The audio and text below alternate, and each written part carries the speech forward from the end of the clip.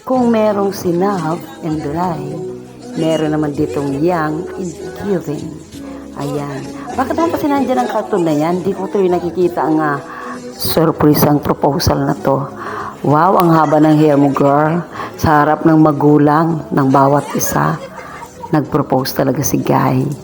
Wow, dinaig pa ang artista nito. Ito ang talagang tunay, sincere ang lalaki sa pag-propose sa kanyang nararamdaman.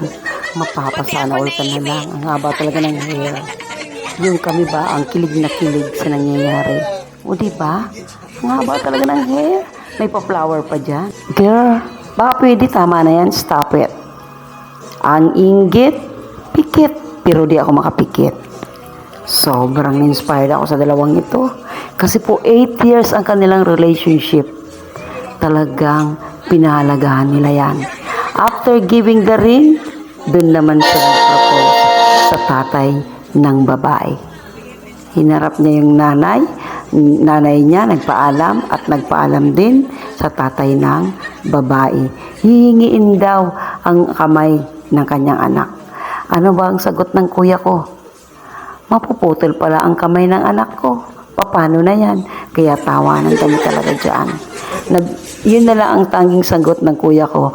Pero inspired siya. Siyempre naman, inggit na nga kami. Ikaw ba naman? May flowers. Lahat tayong mga girls, pinapangarap yan. Kasi madalas, sa artista lang nangyayari yan. Diba? Pero tunay nga naman, kapag ikaw ay nakapagtapos na, mas maganda at kapag ikaw ay prepared na. Sila po ay 8 years ang kanilang relationship at pinaghandaan nila itong panahon na ito na sila ay magpapaalam ng tapat sa kanilang mga magulang.